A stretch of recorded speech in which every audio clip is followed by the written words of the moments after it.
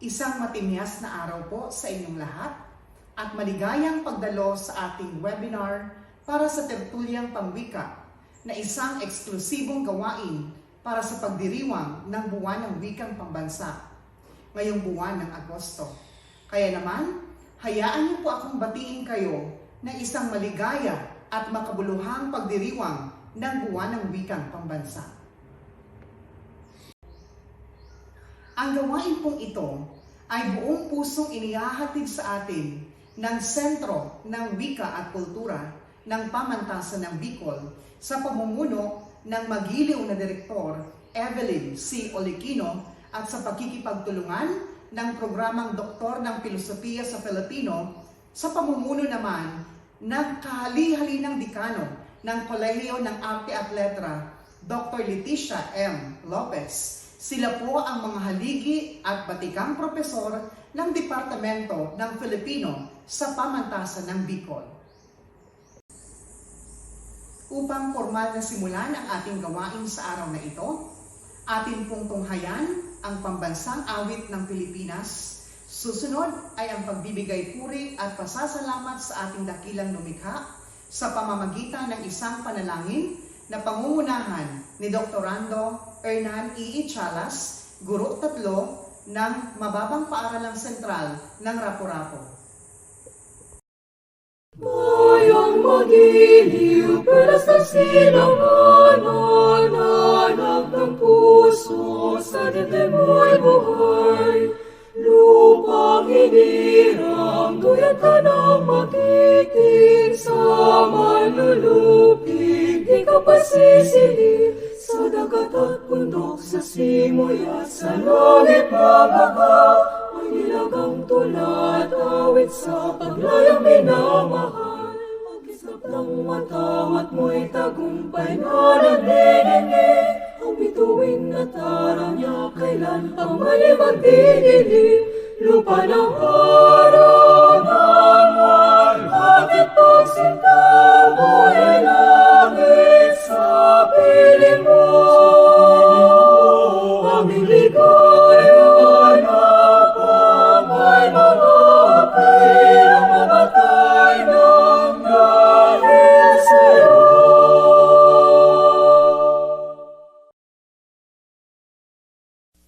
Ati pong damhin ang presensya ng ating lumikha. Sa ngalan ng Ama at ng Anak at ng Espiritu Santo. Amen. O aming Panginoon, ang pagsasama-sama namin ito ay aming inihahandog sa iyo upang ikaw ay pasalamatan. Labis ang aming pasasalamat sa iyong walang hanggang awa at pagkalingang patuloy na pinagkakaloob sa amin. Ang gawain ito ay inilalapit namin sa iyo upang magkaroon ng matalinong pag-iisip, maging instrumento ng pagkakaisa at pagtutulungan. Salain mo po ang aming mga isip sa anumang hindi kaaya-aya at isipang hindi mabatid. Linisin mo po ang aming mga dila sa papapait na salita at pahayag na makakasakit sa aming kapwa. Dalisayin mo po ang aming damdamin na mapagtanim ng galit, alisin ang hindi banal at panatilingin ang nagpapabanal. Pagaanin mo po ang aming mga kamay upang sapuhin namin ang mga balikat na may pasan at tapuin ang mga palad na nanginginig. Tanggalin mo po ang uwig sa aming mga mata nang kami malinawan na makakita sa pananaw at damdamin ng iba. Alisin mo po ang balakid sa aming mga pandinig upang aming maulimin hindi lamang ang mga tinig, subalit ang nagkukubling hinaing, hinanakit at kahilingan ng bawat isa. Gawin mo pong matalas ang aming pang-amoy na sanhi ng sigalot at hindi pagkakaunawaan, at upang malanghap namin ang samyo ng mababangong pananalita at pagpapahayag. Gabayan mo po ang pagtatapos ng gawain ito gabayan mo po ang aming hakbang nang matiyak namin ang landas na aming tinatahak ay yaong iyong itinakda. Huwag mo pong hayaan kami ay maglakad o di kaya'y mga pa sa dilim, matisod at idapa ng aming dahilan. Ito ang aming hiling, ito ang aming pasasalamat, ito ang aming panalangin. Sa ngalan ni Jesus na iyong anak. Amen. Sa ngalan ng Ama, at ng Anak, at ng Espiritu Santo. Amen.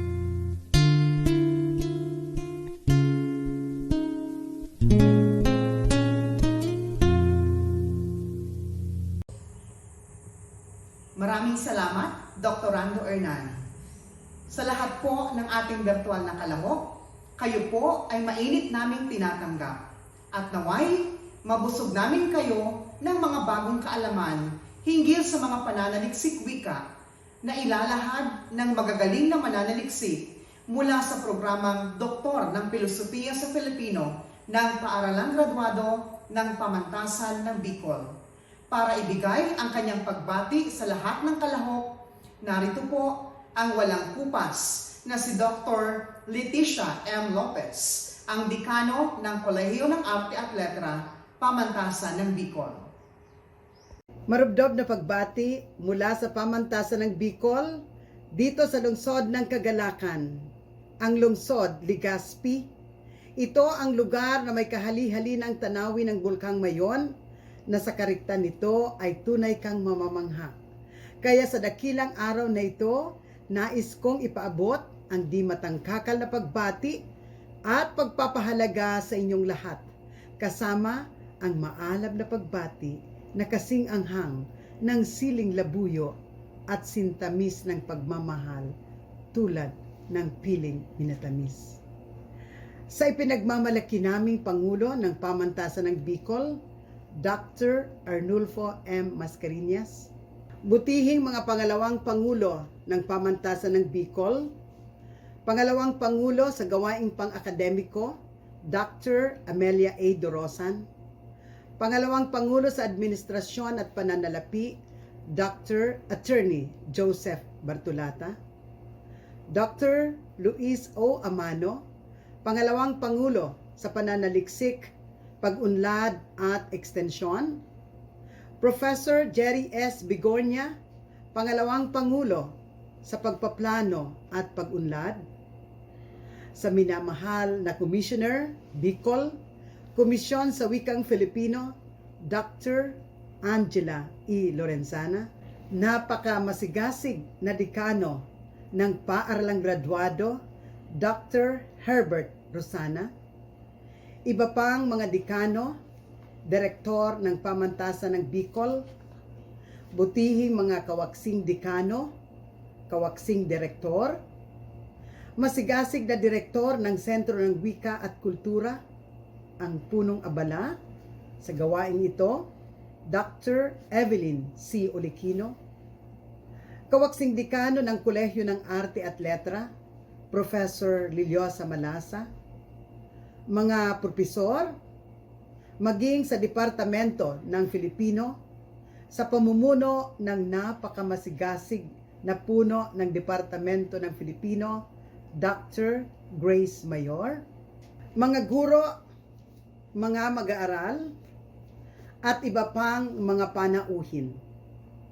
Isang napakalaking karangalan ang magbigay ng paunang bati para sa lahat ng nakikiisa at kapanalig sa wika. Sa buwang ito, ipinagdiriwang natin ang kahalagahan ng ating wikang pambansa at ginugunita rin natin ang mga bayani, makata at manunulat na Pilipino na naghandog ng buhay at karanasan at nagsilbing magandang halimbawa sa ating kasaysayan.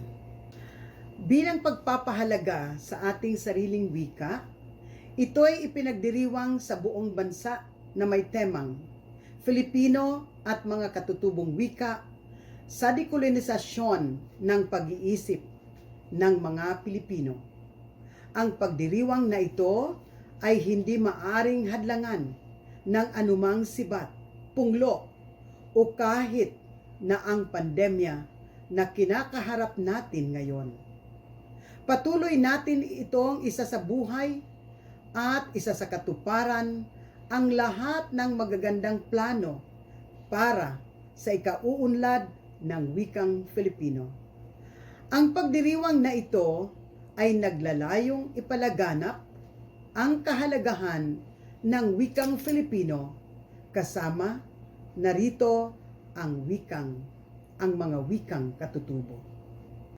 Sa kabila ng matinding hamon ng pandemya, tayo'y patuloy pa rin na namamangka at sumasagwan sa agos ng buhay upang makamit ang mga mithiin na parabang pilit na hinahadlangan sa dagat ng kapalaran. Mahalaga ring magbalik tanaw tayo sa nakaraan sapagkat bahagi ito ng ating pagkatao bilang mga Pilipino at isa sa mga dahilan kung bakit tinatamasa natin ngayon ang buhay na maginhawa. Hindi lingid sa kaalaman ng lahat na ang wika ay makapangyarihan. Alinmang wika ay tulad ng isang puno na yumayabong, lumalago at namumunga sa pamamagitan ng patuloy na pagdidilig at pagtangkilik nito. Mga kaibigan, walang pagsidlang kaligayahan ang aking nadarama na muling virtual na makasama sa ngayon para sa hangaring makapagbahagi ng mga napapanahong pananaliksik na makatutulong sa pagsulong ng kagalingan ng inang wika. Minamahal na mga panauhin, mga mag-aaral at mga kalahok sa virtual na tertulyang pangwika, lalong-lalo na ang inyong lingkod ay talagang inspirado sa hapong ito, kung kaya't sana hayaan ninyo ang inyong lingkod na magbigay ng kuntil-butil ng kaalaman ukol sa pananaliksik na nagbigay sa akin ng hudyat ang patuluyang paggawa ng pananaliksik. Ito ay mula sa isang scholar na si Dr. James Gordon Gelke na ayon sa kanya, sa edukasyon ng bawat tao ay darating at darating ang pagkakataon na mapatutunayan niya na ang kasalatan sa pananaliksik ay kamangmangan at isang pagpapatiwakal. Dahil dito, kung kaya't nais kong bigyan diin na sa pamamagitan ng tertulyang pangwika na ito ay makatutulong ito ng malaki upang ang sinuman ay magiging matibay na tagagawa ng paraan o paglalapat ng lunas upang malutas ang mga suliraning umuusbong sa munting daigdig ng silid-aralan para sa pagsasakatuparan ng ating mga layunin tungo sa makalidad na edukasyon. Mga kaibigan, magkaisa tayo, ating payabungin at ipagmalaki ang wikang kinagisnan. Ito'y sadyang yaman at susi tungo sa magandang komunikasyon sa kinabukasan. Ito ang daan upang maipahayag natin ang ating mga saloobin at kaisipan. Sa muli po, maligayang pagdiriwang ng buwan ng wika sa inyong lahat. Maraming salamat. Mabuhay ang pamantasan ng Bicol, mabuhay ang wikang Filipino, at mabuhay tayong lahat. Maraming salamat po, Decana Lopez, sa iyong mainit na pagtanggap sa ating mga virtual na kalahok. Isa pang haligi ng pamantasan ng Bicol ang magbibigay sa atin ng kanyang mensahe. Narito po si Dr. Herbert R. Rosana, ang nanunungkulang dekano sa paaralang graduado ng pamantasan ng Bicol. Magandang umaga po sa inyong lahat at maligayang bati sa inyong lahat para sa araw na ito. Ito sa inyong programa na tinawag ninyong Tertulyang Pangwika 2021.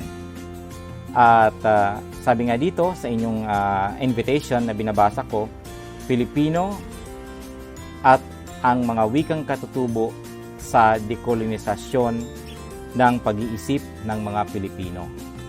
Okay.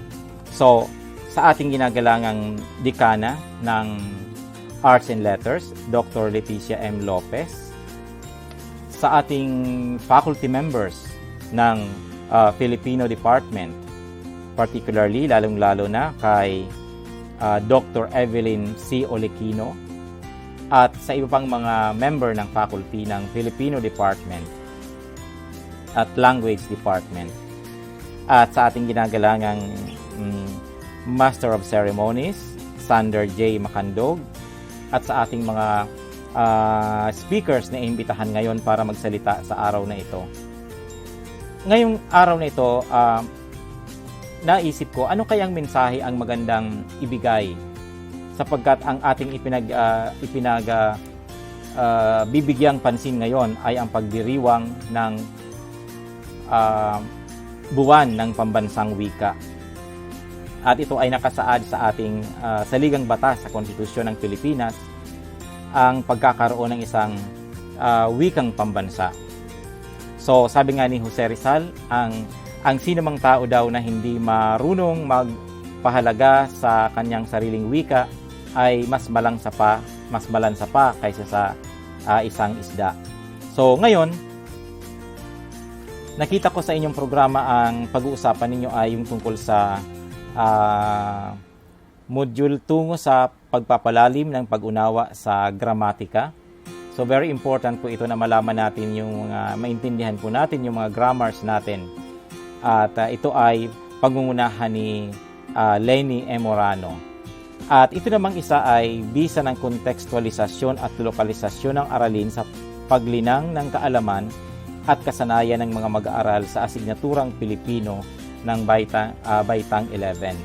At dito naman sa isa ay modernisadong pagsulat na Pilipino ng mga mag-aaral ng antas ng tersarya ng Divine World College of Legazpi.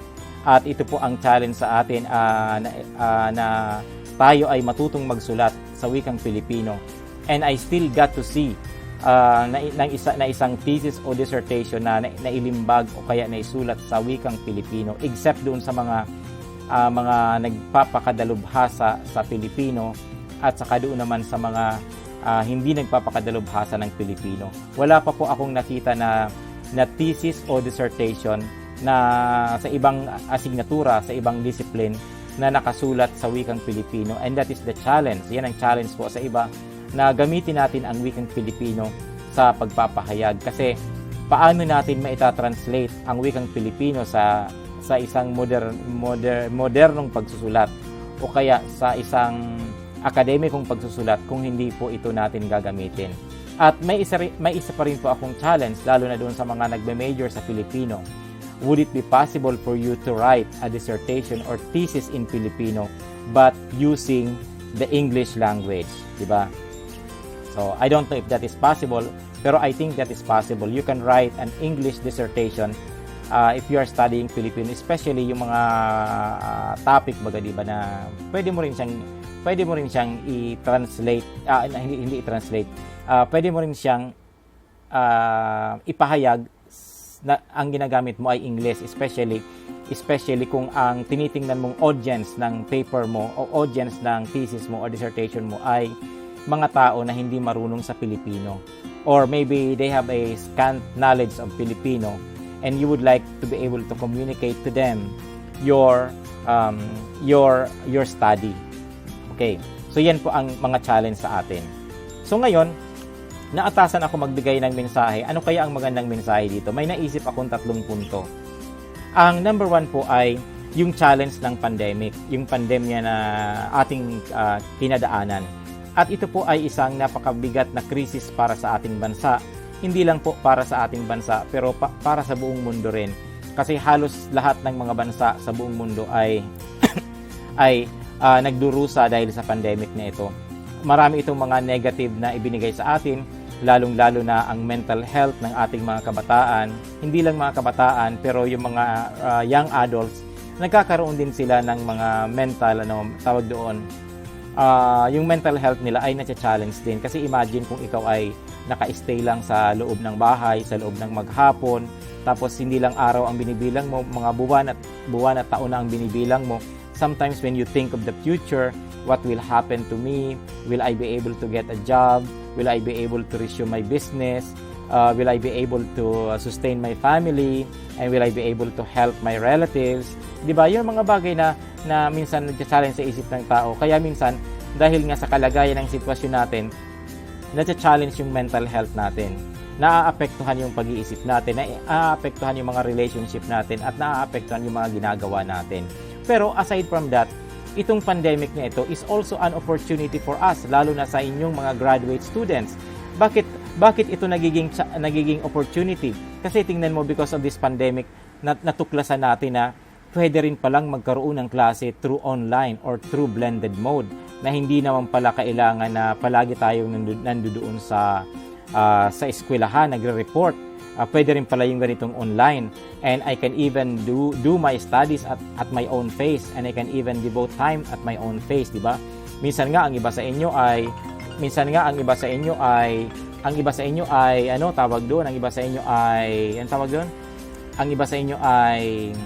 nagmo-multitasking pa rin, di ba? Nag-multitasking, nag-a-attend ng klase pero may ibang ginagawa. Pero I'm not encouraging you to do that. Why? I am not encouraging you to do that because you have to be focused on what you are doing. Pero sometimes, may mga tao na may multiple intelligence sila, may multiple ability or capability sila to perform several tasks. And that is okay. So, yan ang mga advantage ng pandemic. Pangalawa, yung tinatawag natin na globalization. So, siguro dapat pagtuunan din natin ito ng pansin kasi nga, we are talking about the national language of the Philippines and how is it faring with globalization. Yan, how is it faring with globalization? So sabi nga diyan, kung nais nating magkaroon ng pakikipagtalastasan sa ibang bansa o kaya sa ibang kailangan mayroon tayong malakas na pundasyon sa ating sarili.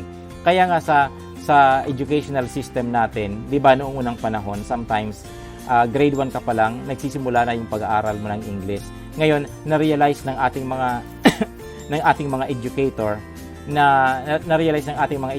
ngayon na mas epektibo pala na pag-aralan muna yung pag-aralan muna yung mother tongue natin bago tayo dumako doon sa second language natin. Kasi yung yung language, yung wika natin ay may mahalagang connection siya sa brain natin, and it helps our brain to learn and to absorb and to analyze the things that is presented to it. Mas madali siyang ma-retain sa isip natin pag tayo ay ginagamit natin ang sarili nating wika. Minsan nga, sa aking pagtuturo, nahahalata ko minsan na yung mga pagsusulat ng aking mga estudyante, particularly yung kanilang mga term paper, kanilang mga essays, at kanilang mga thesis at dissertation, nakasulat ito sa wikang Ingles.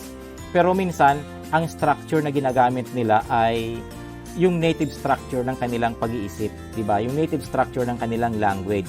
Kaya sabi ko sa mga estudyante, ito kako yung English na Filipino, kaya English na Tagalog, o kaya English na Bicol. Why?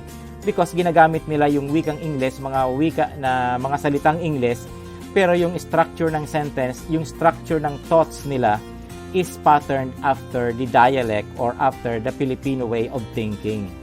Kaya sabi ko sa kanila, if you really want to master the English language and to be able to write effectively in the English language, you must have the mind of an Englishman, or you must have the mind of an American or an Australian or the native speakers of English, so that you will be able to transmit that knowledge effectively in form of writing. Kasi pag ikaw ay nagsusulat sa wikang Ingles at ginagamit mo ay ang structure ng sarili mong wika, you will be able to communicate to your fellow men, to your fellow country folks, but it will be difficult for you to it will be very difficult for you to communicate that to the outside world, especially for non-Filipino speakers.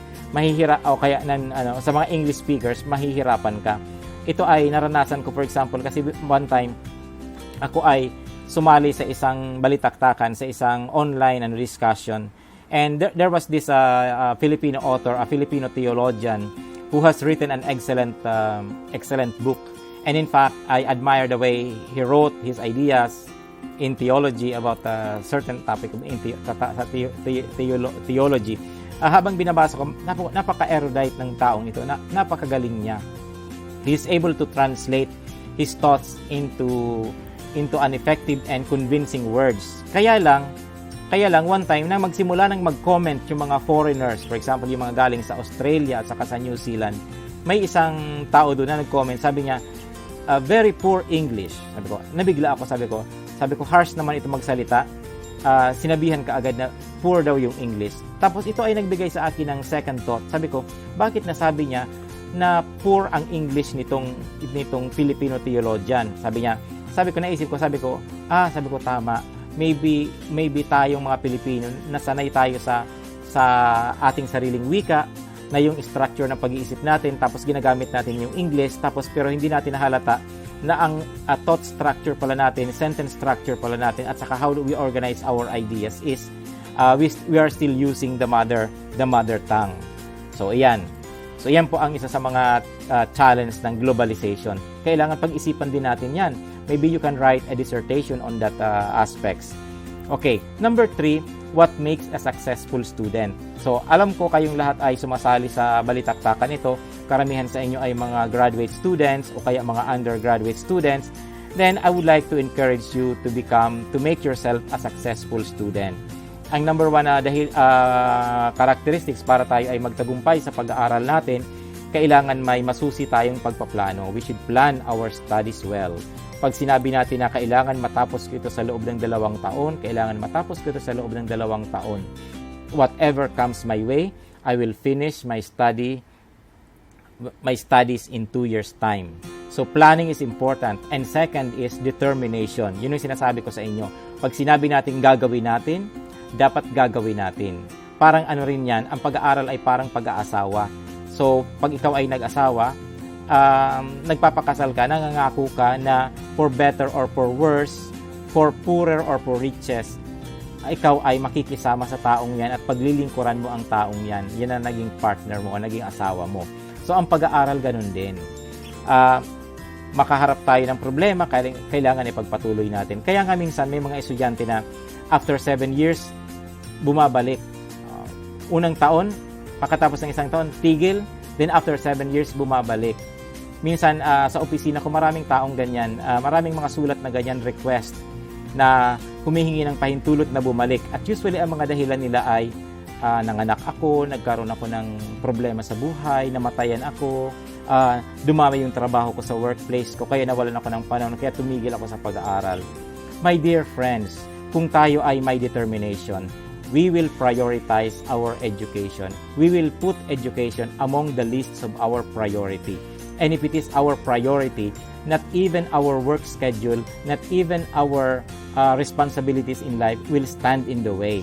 Sapagkat pwede naman pong pagsabay-sabayin ang lahat ng yan kung tayo ay may tamang pagpaplano at may determinasyon. And pangatlo, kung meron tayong pagdidisiplina sa sarili natin.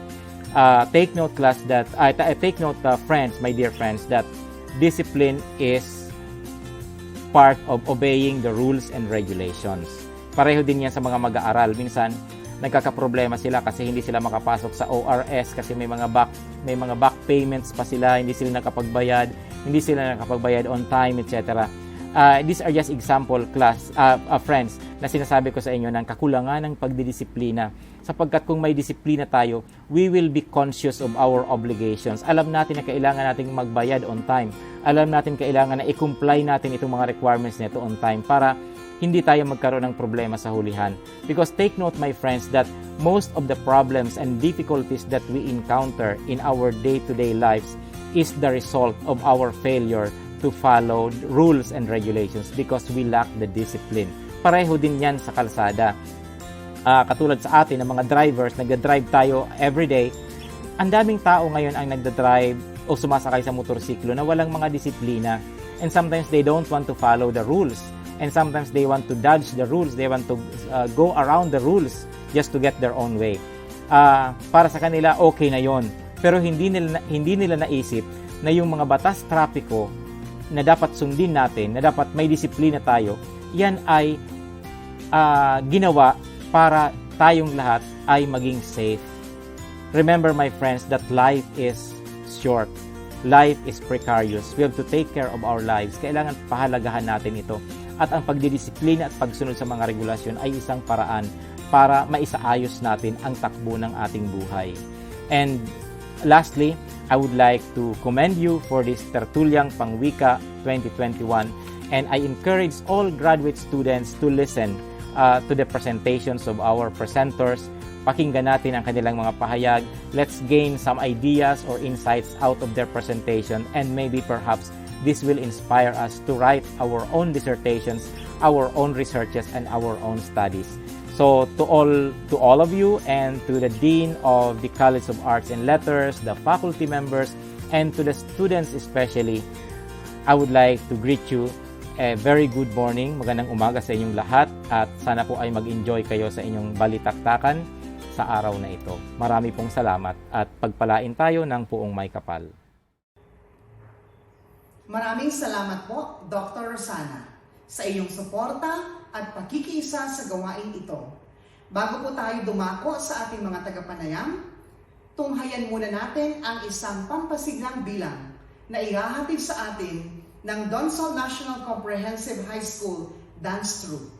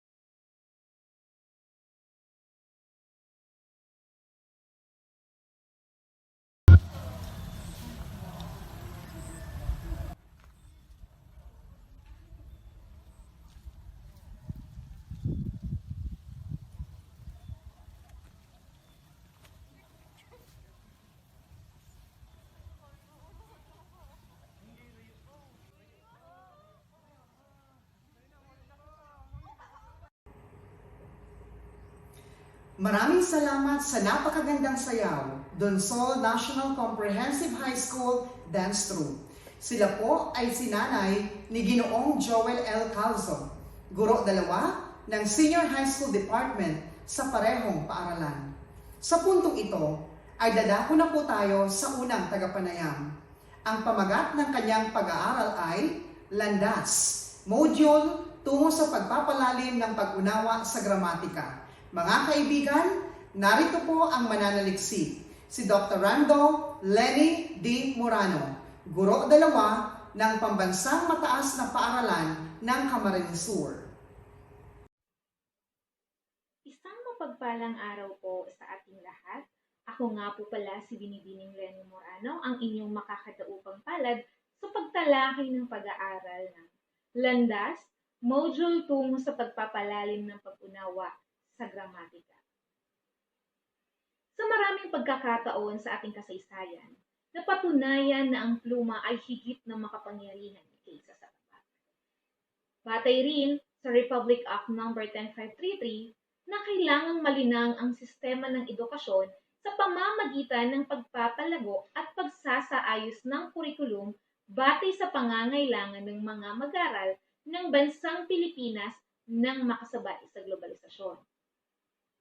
Ngunit, maugong na napag-usapan ang CHED Memorandum Order bilang 20 na nagtatanggal sa Pilipino at Panitikan bilang core subject sa kolehiyo. Gayunpaman, alinsunod sa 1987 Constitution ng Republika ng Pilipinas, Artikulo 14, Section 6, ang wikang pambansa ng Pilipinas ay Filipino. Samantalang nalilinang, ito ay dapat payabungin at pagyamanin pa salik sa umiiral ng mga wika ng Pilipinas at sa iba pang mga wika. Kaya, nilayon sa pag-aaral na ito na mabatid at masuri ang kaalaman sa paggamit ng wika at antas ng kasanayan sa gramatika ng mga mag-aaral sa senior high school sa iba't ibang larang ng Camarines Sur National High School. At nilayon ding masagot ang mga sumusunod na suliranin. Una, ano ang antas ng kasanayan sa gramatika ng mga mag-aaral sa senior high school sa bawat larang ayon sa mga sumusunod na aspekto ng gramatika? Struktura, pagbaybay, at ang pagpili ng salita. Ikalawa, mayroon bang makabuluhang pagkakaiba sa antas ng kasanayan sa gramatika sa iba't ibang larang at aspekto? Ikatlo, ano-ano ang mga kagamitang pampagkatuto ang maaaring mabuo batay sa antas ng kasanayan ng mga mag-aaral sa iba't ibang larang? At ano ang antas ng pagtanggap sa mga nabuong kagamitang pampagkatuto sa gramatika? Ang mga teoryang naging batayan sa pag-aaral na ito ay ang teoryang scaffolding, cognitive academic language learning approach, strukturalismo, at ang teoryang constructivism. Sinasabing sa pamamagitan ng pakikilahok, ang mga mag-aaral ay natututo at nauunawaan ang paksa o problema, sapagkat ang pagkatuto ng tao ay nakaugnay sa kanyang karanasan, pagninilay, pag-unawa hanggang mailapat sa totoong buhay. Pinaniniwalaan din ni Vygotsky na ang pagkatuto ng bata sa kanyang social at cognitive development may kakayahang bumuo o makabuo batay sa kanyang karanasan gamit ang kanyang pag-unawa at dating natutuhan. Ito ang isa sa mga bahagi ng teorya na inangklahan ng curriculum na K-12 sa pagtuturo ng Filipino.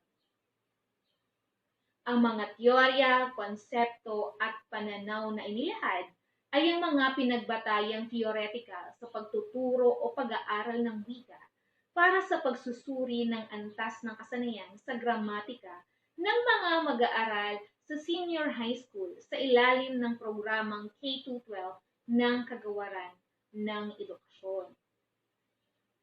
Ang naging disenyo ng pananaliksik ay descriptive exploratory.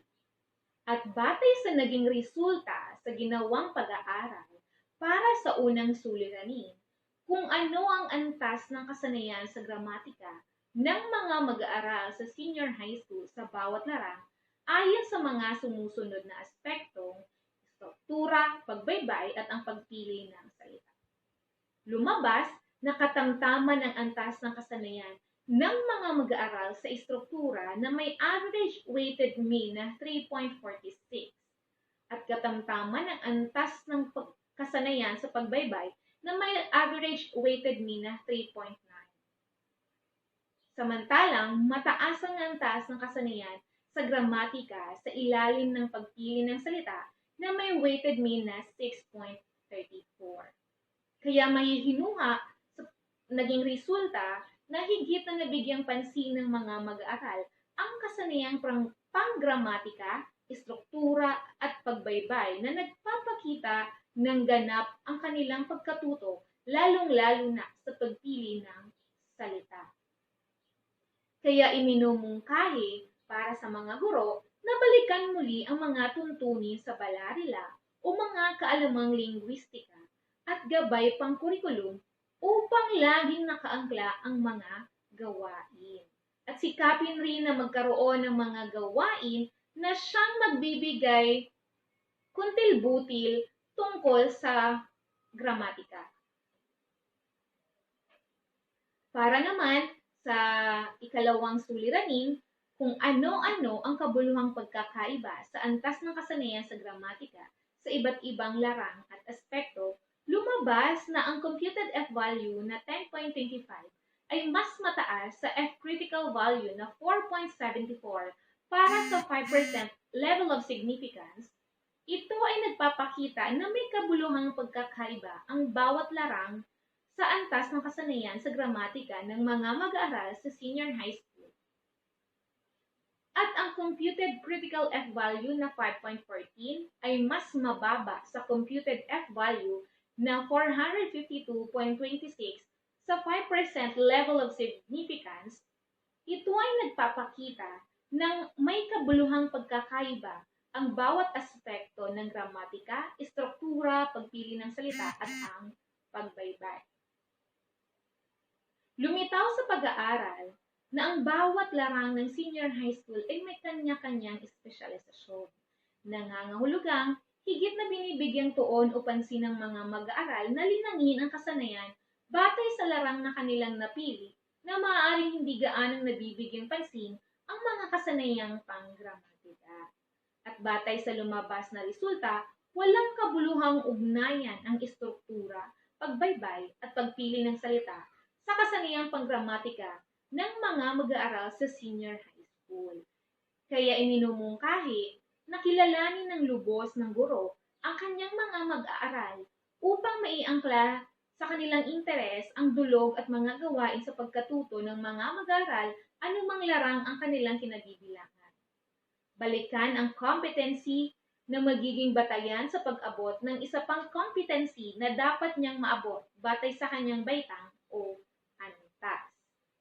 Para sa ikatlong suliranin, kung ano ang kagamitang pampagkatuto ang maaaring mabuo batay sa antas ng kasanayan ng mga mag-aaral sa iba't ibang larang, batay sa naging resulta na ang antas ng kasanayan sa gramatika ng mga mag-aaral sa senior high school, kinakailangang makabuo ng module at video clip na naging lunsaran ay ang mismong module na nabuo. At ang bawat aralin ay nahahati sa 4 na gawain. Tuklasin natin, pagyamanin natin, pagnilayan natin, at ang magagawa natin. Kaya iminumungkahi na gumawa ng mga autentikong kagamitang pampagkatuto upang makaagapay sa pag-usbong ng kanilang kaalaman. Patuloy na magbasa at magsulat upang umangat ang antas ng kasanayan ng mga mag-aaral maging ng guro na kailangang ugaliing magbasa at magsulat upang mahasa pa ang bokabularyo at kaalamang panglingwistika. At para sa ika-4 na suliranin, kung ano ang antas ng pagtanggap sa nabuong kagamitang pampagkatuto sa gramatika, batay sa lumabas na isinagawang balidasyon sa antas ng katanggapan ng kagamitang pampagkatutong na buo, natamo ang average weighted mean na 4.86 na nagsasaad na katanggap-tanggap ang kagamitang pampagkatuto sa gramatika.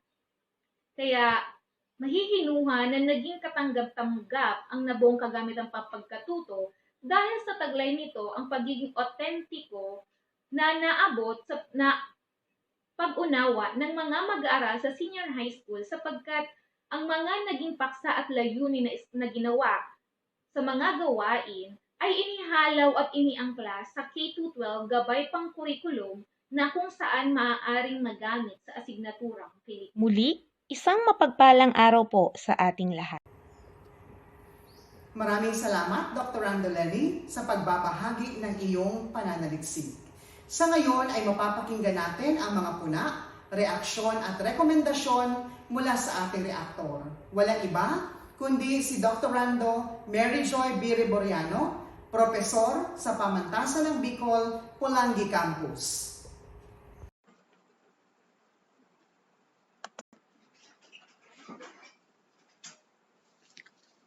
Sa pamunuan ng pamantasan ng Bicol, sa pangunguna ng magaling at masigasig na Pangulo, Dr. Arnulfo Mascareñas, sa mga tagapagtaguyod, tagapag-ugnay, at mga nakikiisa sa gawaing ito, isang maalab na pagbati sa lahat. Ikinalulugod ko na isa ako sa napili na magbigay ng reaksyon sa presentasyon ng pananaliksik ng aking kabungguang balikat na si Dr. Rando Lenny. Kaya naman, tanggapin mo ang aking buong pusong pagbati sa iyong tagumpay. Ang iyong isinagawang pag-aaral ay nagpakita ng lubos na pagpapahalaga sa wikang Filipino at kung paano ka makapagbibigay ng kontribusyon sa patuloy na pagpapaunlad at pagpapayabong ng ating wikang pambansa. At ito ay ginawa mo sa pamamagitan ng pagbuo ng kagamitang pampagtuturo sa anyo ng module na magagamit sa pagpapalalim ng pag-unawang panggramatika ng mga mag-aaral sa senior high school. Talagang mahalaga ito sa ngayon, lalo na't hindi lingid sa atin na may mga balakid sa pagtuturo at pagkatuto ng wika. Nabanggit mo nga sa iyong presentasyon ang CHED Memorandum bilang 20, serye 2013 na naglalayong tanggalin ang mga asignaturang Filipino sa kolehiyo na siya sanang magpapalalim pa sa kaalaman ng mga mag-aaral pagdating sa usaping pangwika. Isa pang napagtanto ko sa iyong pananaliksik, ito ay talagang akmang-akma sa kasalukuyang kalagayan ng edukasyon, lalo na't tayo ngayon ay nasa panahon ng pandemya. Sabi nga, panahon ng bagong normal na kalagayan. At isa ang paggamit ng module sa mga learning modalities sa ngayon. Ito ay ayon sa DepEd Order bilang 18, serye 2020.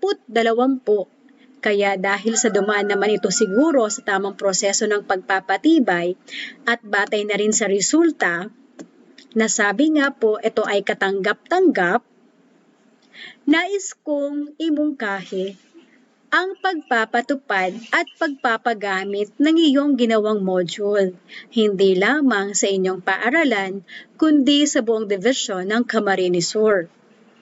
Kaya Ma'am Lenny, panahon na po siguro para makipag-ugnayan ka sa mga nakatalagang opisyal sa inyong division ng Kagawaran ng Edukasyon. Sa muli, ang aking pagbati at maligayang pagdiriwang ng Buwan ng Wikang Pambansa sa lahat.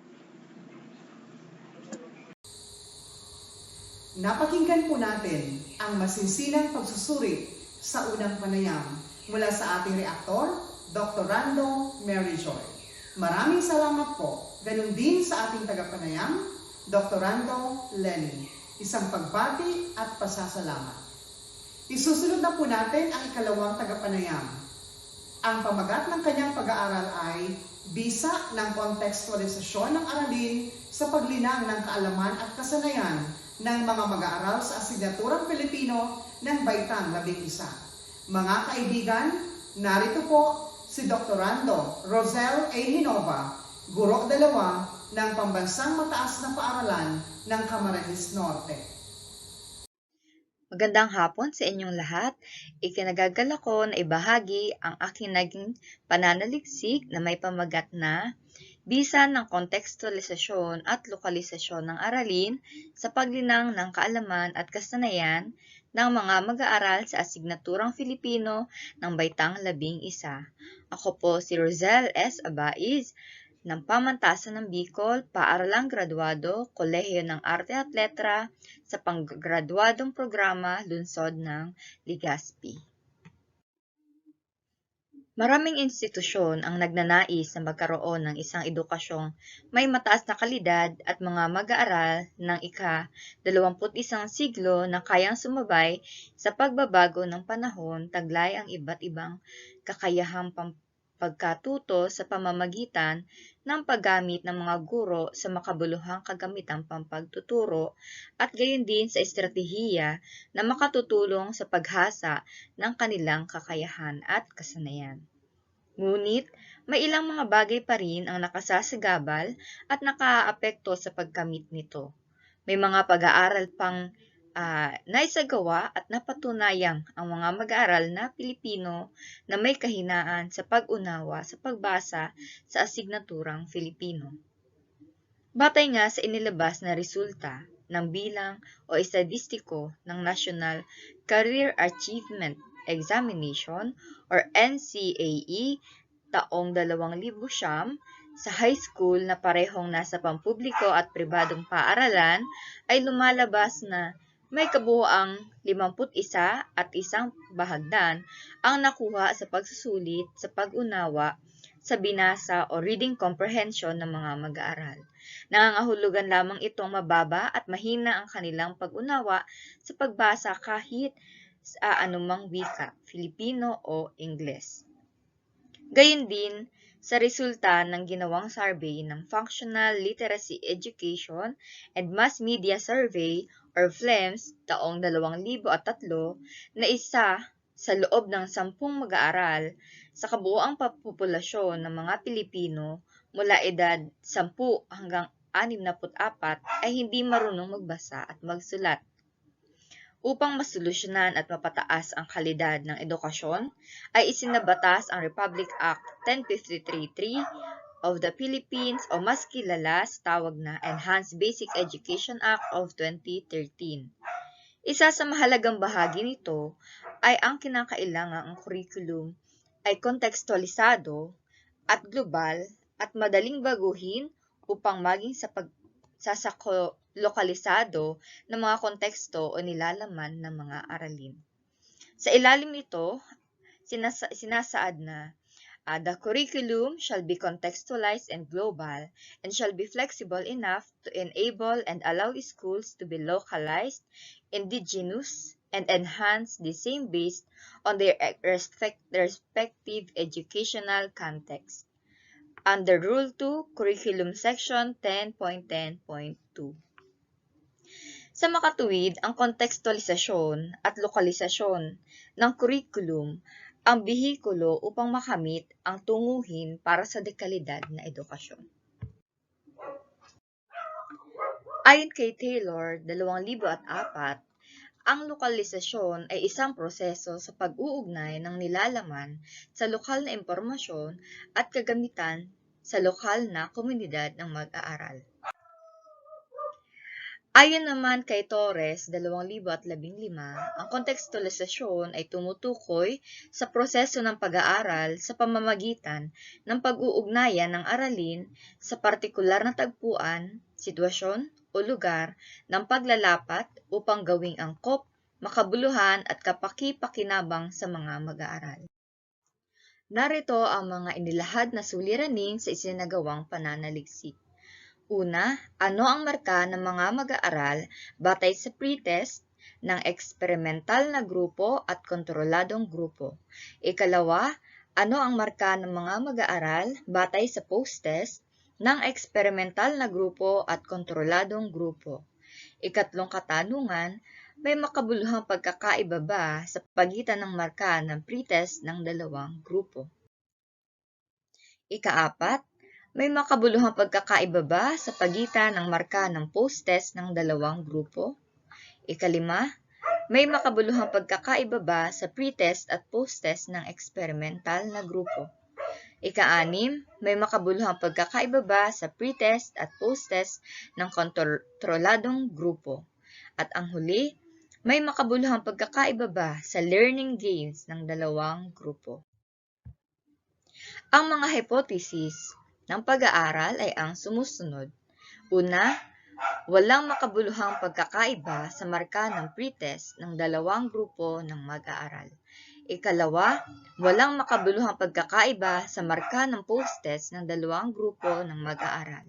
Ikatlo, walang makabuluhang pagkakaiba sa marka ng pre-test at post-test ng kontroladong grupo.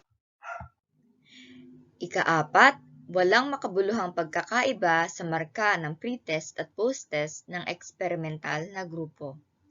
Ang ika-5, walang makabuluhang pagkakaiba ang marka sa learning gains ng dalawang grupo ng mag-aaral. Yan ang 5 nabuong hypothesis ng pag-aaral. Narito naman ang konseptual na balangkas ng pag-aaral. Ang balangkas konseptual ng pag-aaral na ito ay batay sa kontekstualisasyon at lokalisasyon ng mga aralin sa Filipino, ng Baitang 11. Ang kaalaman at kasanayan ng mga mag-aaral ay mahalagang malinang upang maisakatuparan ang layunin ng aralin, at upang maging lubos ang kanilang pagkatuto ay inilahad sa balangkas konseptual na ito ang magiging daloy ng pag-aaral. Ang mga mag-aaral ay nahati sa dalawang grupo, ang eksperimental na grupo at kontroladong grupo. Sa eksperimental na grupo, ang mag-aaral ay isa sa ilalim sa estratehiyang kontekstualisasyon at lokalisasyon. Samantalang, ang kontroladong grupo ay isa sa ilalim naman sa isang tradisyonal na paraan ng pagtuturo.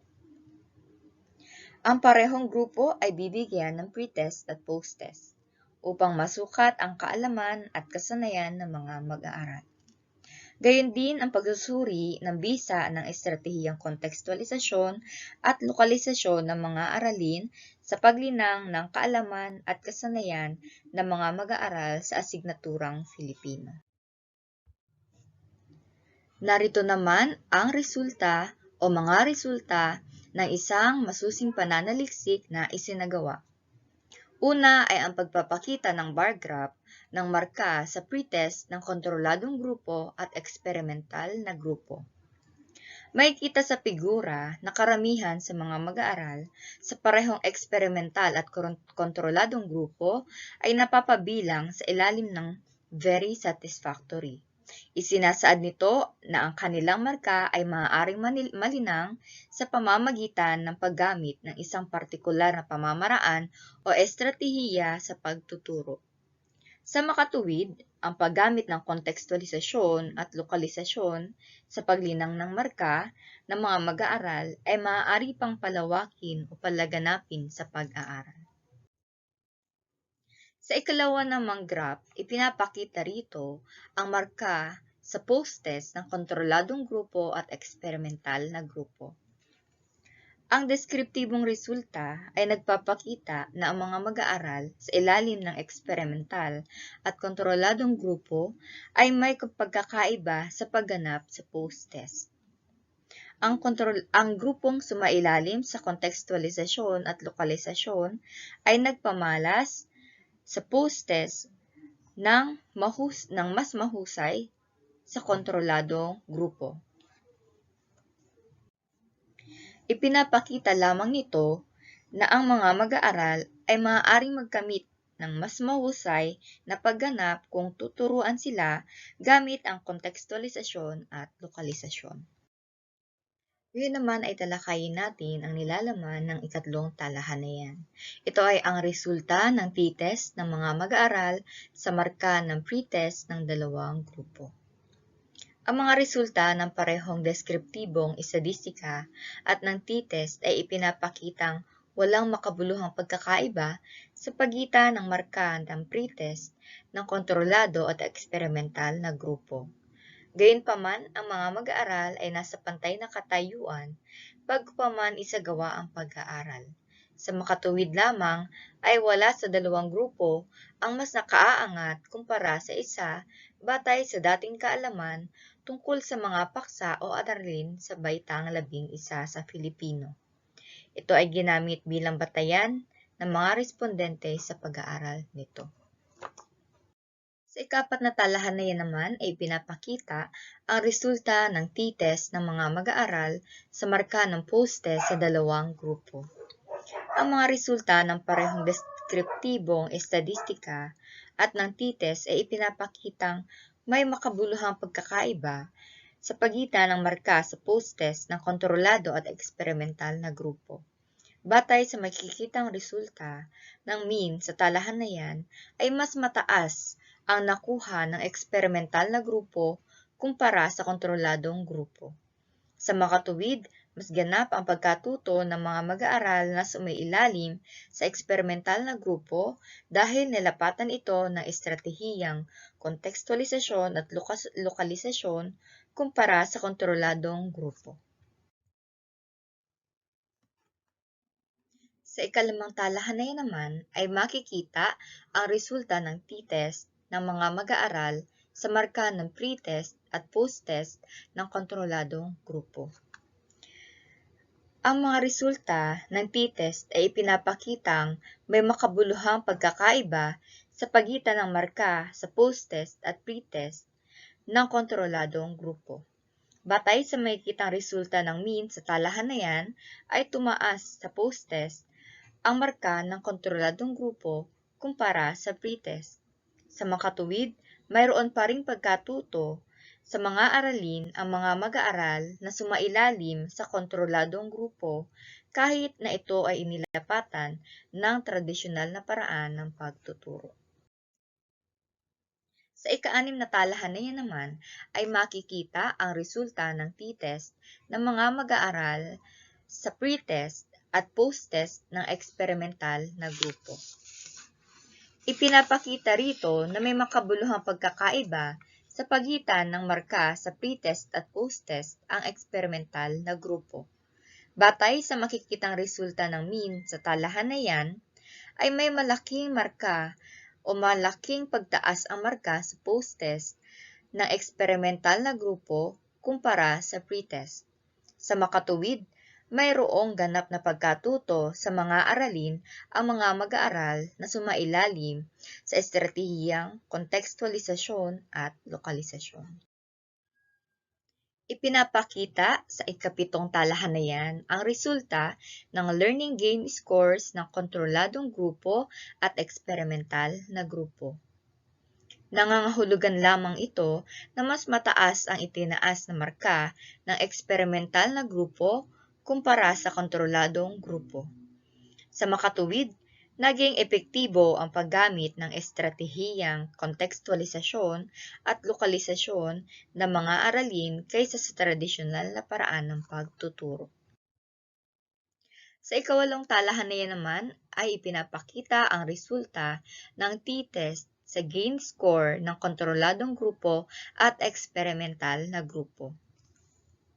Ang mga resultang ito ay ipinapakitang walang makabuluhang pagkakaiba ang nakuhang marka ng dalawang grupo, ngunit makikita ang sa resulta ng talahanayan na may mas malaking pagtaas ang marka ng eksperimental na grupo kumpara sa kontroladong grupo. Sa makatuwid, mas naging ganap ang pagkatuto ng mga mag-aaral sa eksperimental na grupo kung ibabatay sa t-test ng post-test at mean nito. Bilang konklusyon sa isinagawang pag-aaral, sa pangkalahatang konklusyon nito ay nangangahulugang alinman sa estratehiyang kontekstualisasyon at lokalisasyon o tradisyonal na pagtuturo ay maaaring gamitin pa rin upang sa paglinang ng kaalaman at kasanayan ng mga mag-aaral sa aralin. Bilang rekomendasyon ng mananaliksik sa kanyang mga nakalap na datos, una, maaaring gamitin ng guro ang alinman sa estratehiyang kontekstualisasyon at lokalisasyon o tradisyonal na paraan ng pagtuturo upang malinang pa ang kaalaman at kasanayan ng mga mag-aaral sa Filipino. Ikalawa, maging malikhain pa ang guro sa paglikha ng mga kagamitang pampagtuturo sa paglinang ng kaalaman at kasanayan ng mga mag-aaral at gawing kawili-wili ito upang maging ganap ang kanilang pagkatuto sa Filipino.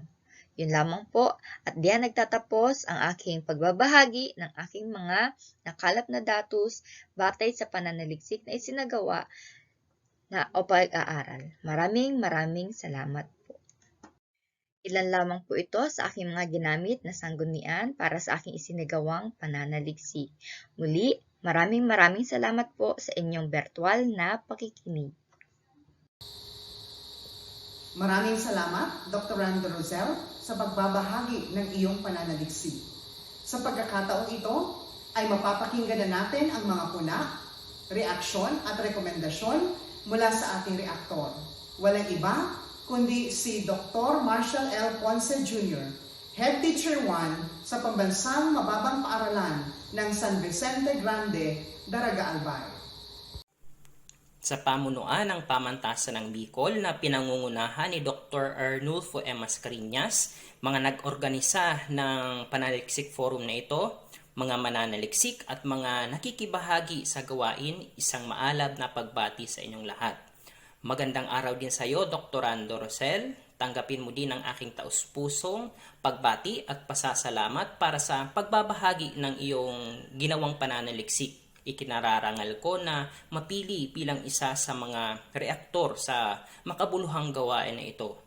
Sa ginawang pag-aaral ay merong 4 na susing salita, ang kontekstualisasyon, lokalisasyon, kaalaman at kasanayan.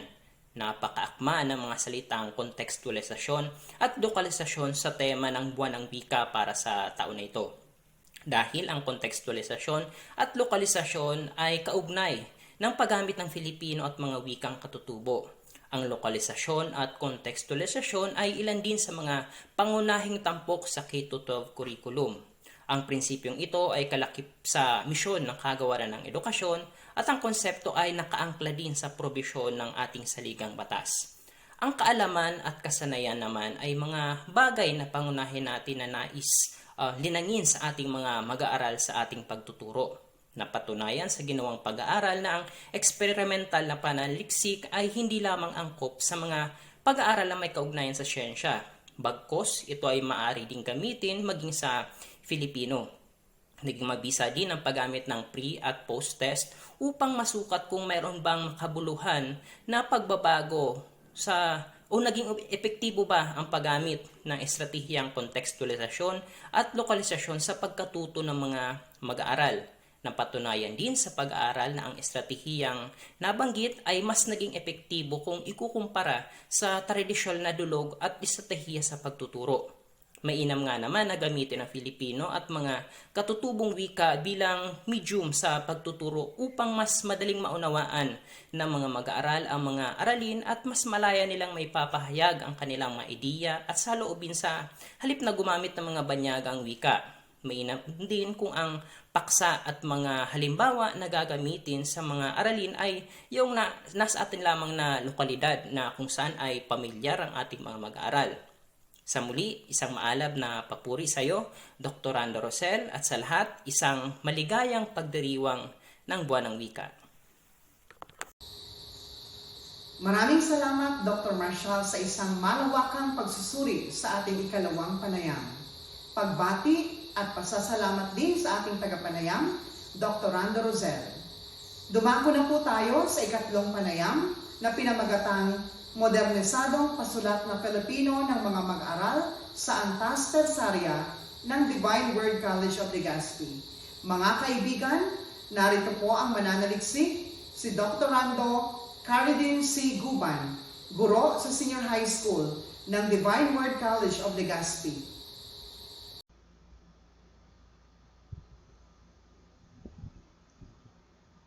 Isang mapagpalang araw sa lahat, isang pagbati sa Pangulo ng Pamantasan ng Bicol, Dr. Mascareñas, sa pinipitagang dekano ng Kolehiyo ng Arte at Letra at tagapamuno ng programang Doktor ng Filosofiya sa Filipino, Dr. Leticia Lopez, sa tagapagtaguyod ng gawain ito sa pangunguna ni Dr. Olicino at maging ang bumubuo ng BU Extension Management Division, mga guro, panauhin at mga mag-aaral. Maligayang pagdiriwang ng buwan ng wika.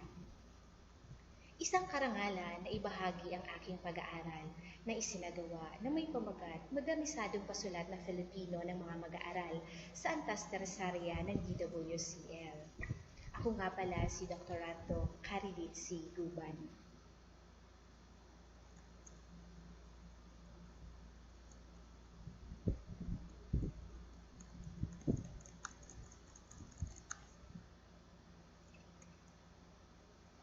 Isa sa pinakamahalagang biyaya na pinagkaloob ng Diyos ang wika.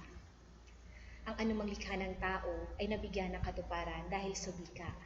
Ang wika rin ang nagsisilbing kasangkapan ng tao sa pakikipagtalastasan sa kanyang kapwa nang sa gayoy magkaunawaan ng bawat isa. Ang wika rin ang sumisimbolo ng pagkakaisa ng mga Pilipino sa buong mundo, na kung saan pinagbatayan nito ang Constitution 1987, Artikulo 14, Section 6, na malinaw nitong isinasaad ng wikang pambansa ng Pilipinas ay Filipino. Sa pamamagitan nito na pagdurugtong-dugtong nito ang mga lupain at wika ng mundo. Ang wikang Filipino ay sumisimbolo sa kultura ng mga Pilipino kung sino at anong mayroon tayo. Ngunit sa kasalukuyan, hindi may pagkakaila ang mga pagbabagong nagaganap, lalong-lalo na sa wika. Sabi nga, nagbabagong isang wika dahil sa ito'y nadaragdagan o kaya naman nagkakaroon ng bagong kahulugan o katawagan sa isang salita. Sa katunayan, ito'y dahil sa pagiging malikhain nating mga Pilipino, ayon nga kay Noam Chomsky. Ipinahayag din ni Belbes 2000, patuloy at walang tigil ang pagbabago ng wika pagkat ang lahat ng bagay ay saklaw ng pagbabago. Nariyan ang pagbabagong alpabeto ng Filipino at ilang mga pagbabago sa tuntuning pang-ortografiya ng ating wika. Ayon sa Komisyon sa Wikang Filipino 2001, napakahalagang kasangkapan ng isang estandardisadong sistema ng pagsulat para sa pagpapaunlad ng pangmadlang literacy sa pagpapalimbag ng mga kagamitang pang-aklat. Sa pamamagitan ng isang opisyal na sistema ng pagsulat, nagagawa nitong madali ang pagkatutong bumasa, lalo na ang sumulat ng mga mag-aaral. Ika nga, ang pundasyon ng isang unlad at modernong lipunan ay ang maalam at matalinong mamamayan.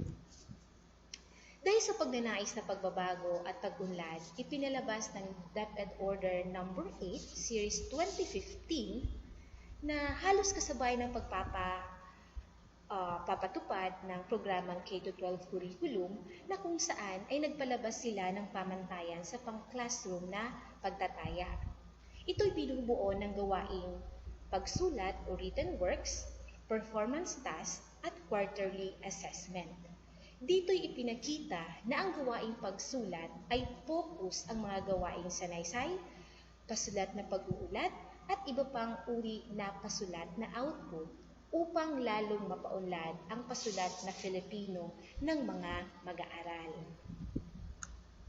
Ngunit, ito naman ang naging batayan upang tanggalin ang kursong Filipino at Panitikan sa Teresarya batay sa CHED Memorandum Order No. 20.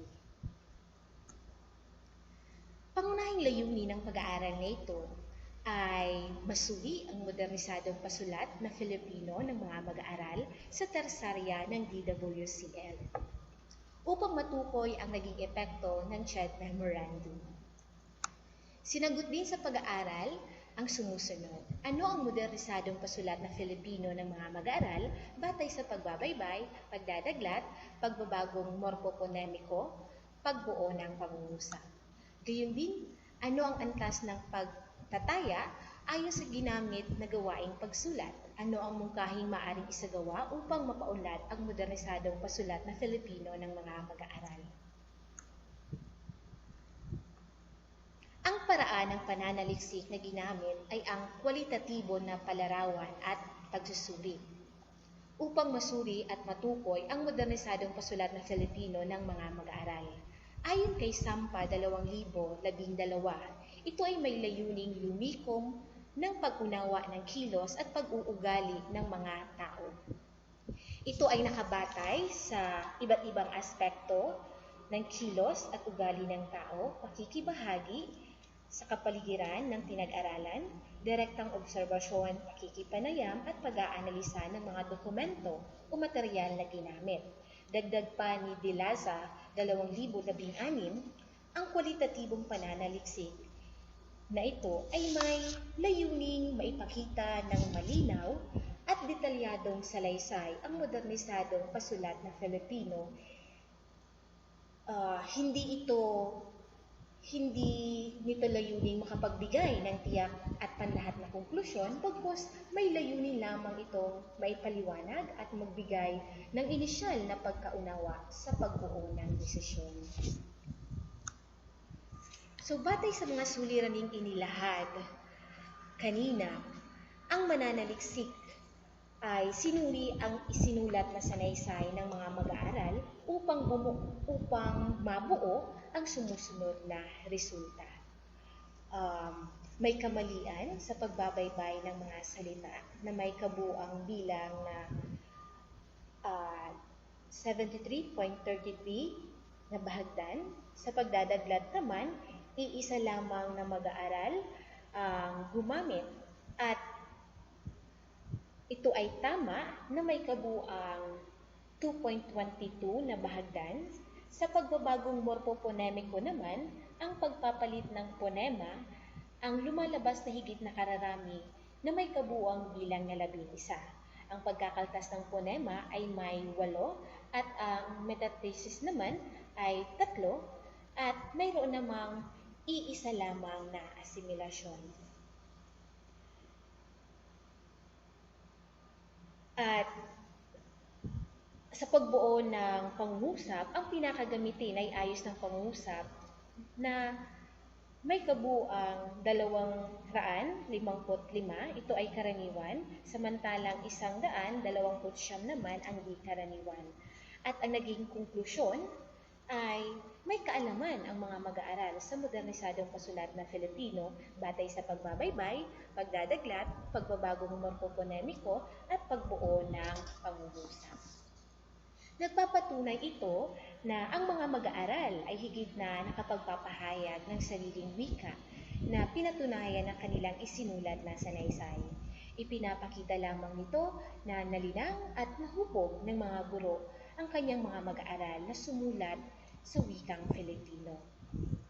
Kung kaya't, ang naging rekomendasyon ng mag-aaral, naging rekomendasyon ng mananaliksik ay magsagawa ng maraming pasulat na pagsasanay o gawain upang patuloy na malinang ang pagbabaybay, pagdadaglat, pagbabagong morpoponemiko at pagbuo ng pangungusap. Sa pangalawang suliranin naman, natuklasan din na ang mga mag-aaral ay may sapat na kahusayan sa pamantayang kaugnay sa paggamit ng bantas na may 86.22 na bahagdan samantalang 84.89 na bahagdan naman sa nilalaman ng sulatin at ang gramatika naman ay mayroong 76.67 na bahagdan, ngunit ang format ng sulatin ay mayroong kabuuang 75.56 na bahagdan. Sa kabuuan, ang antas ng gawaing pagsulat ng mga mag-aaral ay may 81.67 na bahagdan na naglalarawan ng mahusay na sulatin. So, batay sa pagsusuri na isinulat na sanaysay ng mga mag-aaral, nabuo ang konklusyon na ito na naglalahad sa pagkakaroon ng mahusay na antas ng pagtataya na ginawa sa pagsulat ng mga mag-aaral. Nangangulugan lamang ito na ang mga mag-aaral ay may potensyal sa pagsulat. Nararapat lamang pukawin ang natatanging talino upang magamit at maipamalas ang kakayahan at mabigyan ng pagkakataong malinang ng husto ang kasanayang ito. Kung kaya't, inirerekomenda o inimumungkahi na higit na maging mahusay at malikhay ng mga guro sa pagbibigay ng gawain upang patuloy na mahikayat at mapanatili ng mga mag-aaral ang tamang pagsulat.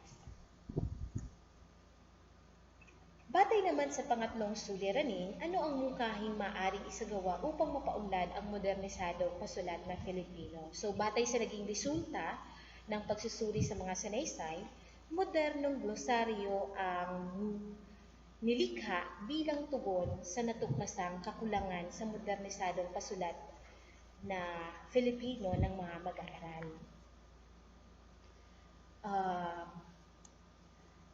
Bakit po modernisadong glosaryo? Upang sa simpleng paraang ito ay makatulong sa mga mag-aaral at maging sa mga guro sa angkop na paggamit at wastong pagbabaybay ng mga salita sa formal na sulatin dahil sa naging impluwensya ng makabagong teknolohiya. Kung kaya't naging rekomendasyon sa pag-aaral na ito na gamitin ng mga guro ang nilikhang modernisadong glosaryo ng mananaliksik para sa mga mag-aaral. Gayun din, may ilang mga rekomendasyon na itinala upang makatulong sa pagpapalinang sa pasulat na Filipino ng mga mag-aaral. Una, magbigay ng gantimpala sa mga mag-aaral na may kausayan sa pagsulat. Pangalawa, magkaroon ng mga pangrehiyong patimpalak sa pagsulat. Gumawa ng module na aakma sa interes, karanasan, at kalidad ng mga mag-aaral sa pagsulat. Magkaroon din ng mga seminar workshop para higit na mapaunlad ang pasulat na Filipino ng mga mag-aaral. So, pinapatunayan lamang na marami ng pag-aaral ang naisagawa. Maraming pag-aaral na malaki ang may tutulong sa pagsulat ng mga mag-aaral sa paghubog ng isang tao. Ayon nga sa pag-aaral ni Tabek 2013, sa pamamagitan ng pagsulat ay papahayag ang paniniwala, mithiin, pangarap na darama, bungang isip at nakikilala ng tao ang kanyang kalakasan at kahinaan. Sa makatwid, ang pagsulat ay nakatutulong sa paglinang ng kakayahan ng mga mag-aaral sa lohikal na pag-iisip at paglutas ng mga suliranin. Napapaunlad din ito ang iba pang kasanayan, pangwika tulad ng pagbabasa, pagtatala, pakikipagtalakayan at iba pa. So dito nagtatapos ang paglalahad ng aking pag-aaral. Maraming salamat. Kung may katanungan, mangyari makipag-ugnayan lamang po sa email na makikita nyo sa slide presentation. Hiling ko ang kaligtasan ng lahat. Sa muli, isang mapagpalang araw. Maraming salamat, Dr. Rando Caridin, sa pagbabahagi ng iyong pananaliksik. Isusunod na po natin ang pagbibigay ng mga puna, reaksyon at rekomendasyon mula sa ating reaktor. Walang iba kundi si Dr. Rando Betty Jane V. Beruela, Dalog Guro 2 sa Pambansang Mababang Paaralang Sentral ng Pilar 1. Ang taos-pusong pagbati sa inyong lahat at isang magandang araw. Naway ligtas ang bawat isa lalo na ngayong panahon ng pandemya. Isang matagumpay na pagbati ang nais kong ipaabot sa mga mananaliksik, lalo na kay Dr. Rando Caridin C. Guban. Isang napaka-komprehensibong paglalahad at pagtalakay sa iyong pananaliksik tungkol sa modernisadong pasulat na Filipino ng mga mag-aaral ng Antas Tersaria ng DWCL. Naibigay ng malinaw ang layunin ng pag-aaral. Tunay ngang napakahalaga na ang mga mag-aaral ay may sapat na kaalaman at kasanayan, lalo na sa modernisadong pasulat na Filipino batay sa pagbabaybay, pagdadaglat, pagbabagong morpoponemiko at pagbuo ng pangungusap, lalo na sa panahon ng makabagong teknolohiya, pagkat labis na naimpluwensyahan ang mga mag-aaral sa paraan ng pagtitext at pagchat na nadadala sa mga formal na sulatin. Batay din sa pag-aaral na ito, natuklasan na ang mga mag-aaral ay naging mahusay sa pagsulat ng sanaysay na ginamit ng mananaliksik upang matukoy at masuri ang modernisadong pasulat ng mga mag-aaral. Ilan sa mga naging rekomendasyon sa pag-aaral ay maging mahusay at malikhain ang mga guro sa pagbibigay ng mga gawain upang patuloy na mahikayat at mapanatili ng mga mag-aaral ang tamang pagsulat. At maraming aspekto ang isa sa alam-alam sa pagpapaunlad ng pagsulat upang ganap na makasulat ng tama at angkop ang mga mag-aaral. Ang pagkatuto ng pagsulat ay hindi lamang responsibilidad ng guro, datapwat maging ang interes ng mga mag-aaral upang matuto. Sa kabuuan, ginamit ang modernong glosaryo ng mananaliksik bilang tugon sa higit na pagpapaunlad sa modernisadong pasulat ng Filipino ng mga mag-aaral. Makakatulong ito sa mga mag-aaral at guro para sa pag-unlad, lalong-lalo na ang kasanayan sa pagsulat ng mga mag-aaral. Dahil alam naman natin na sa makrong kasanayang ito, kalimitang may mababang bahagdan ang mga mag-aaral. Sa muli, pinabati po kita, Dr. Rando Caridin, sa napakagandang paglalahad ng iyong pag-aaral. Maraming salamat, maligayang pagdiriwang ng buwan ng wika. Maraming salamat, Dr. Rando, Betty Jane, sa pagbabahagi ng iyong matalinong puna, reaksyon at rekomendasyon sa ating panayam. Pagbati at pasasalamat din sa ating tagapanayam, Dr. Rando Caridin. Sa ngayon po ay mapapakinggan natin ang pinigbati mula sa Direktor ng Pamantasan ng Bicol, Sentro ng Wika at Kultura, ang nag-iisang Dr. Evelyn C. Olequino. Lubos na pasasalamat ang nais kong ipaabot sa lahat na naging bahagi ng Tertulyang Pangwika 2021 sa Komisyon sa Wikang Filipino sa pangunguna ni Dr. Arthur Casanova, tagapangulo ng KWF, kasama ang ating Bicol Commissioner, Dr. Angela E. Lorenzana, at kay Dr. Jose Evi Duclay, ang Senior Language Researcher ng KWF. Sa administrasyon ng Pamantasan ng Bicol, sa pangunguna ng ating Pangulo, Dr. Arnulfo M. Mascarenhas, mga pangalawang Pangulo, mga kaguruan, mga kawani, gayon din ang mga nagrehistro sa gawain ito. Sa mapagpaunlak na dekano ng paaralang graduado, Dr. Herbert B. Rosano.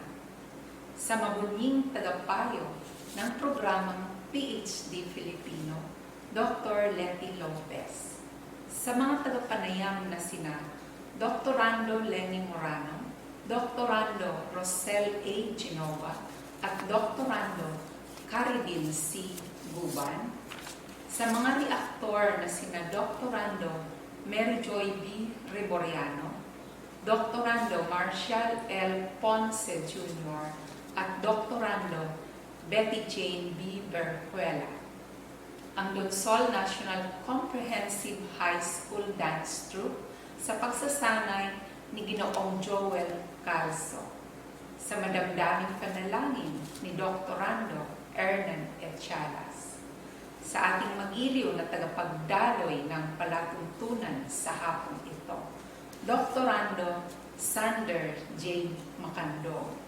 Sa nanunungkulang direktor ng BUEMD, Professor Weng Soyo, kay Engineer Melody May Montas, Extension Assistant, higit sa lahat sa bumubuo ng programang PhD Filipino na may adhika na makapag-ambag sa larangan ng edukasyon at sa mga wika ng rehiyon sa pamamagitan ng pananaliksik. Sa inyong lahat, maraming salamat. Naway ang ating mga pagsisikap, silbi at inisyatibo na mapalaganap at mapaunlad ang wikang Filipino ay maging daan sa pagtataas ng antas ng pambansang kamalayan ukol sa pagpapahalaga sa mga wika ng Pilipinas. Sumainyo ang pagpapala ng magandang kapalaran. Isang taus-pusong pasasalamat, Dr. Evelyn C. Olequino, sa walang sawang paghatid ng mga gawaing magpapaunlad sa kakayahang pampananaliksik ng ating mga kasangga sa wika. Mabuhay po kayo! Dadako na po tayo sa pag-award ng sertipiko ng pagkilala sa ating mga mananaliksik at mga reaktor. Narito po ang kanilang mga sertipiko.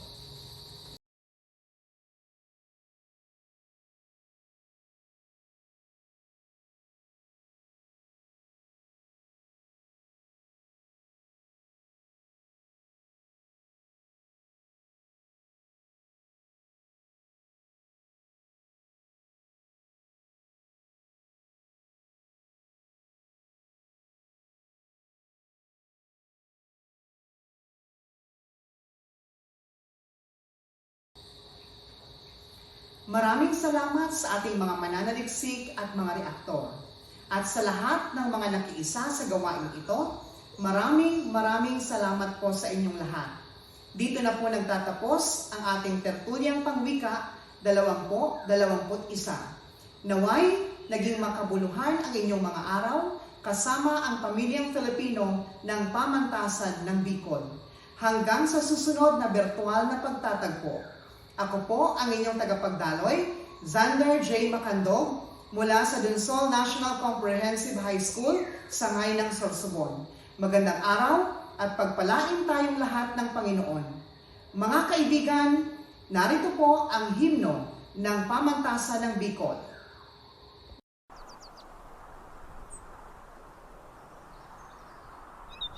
This is the school we wish to sing, of a school to honor and revere, a temple built by man of firmness, a mold for you to walk with pride, for He will always be united, although we tread on distant lands. We all shall cherish what you've taught us, that you wholeheartedly gave forth.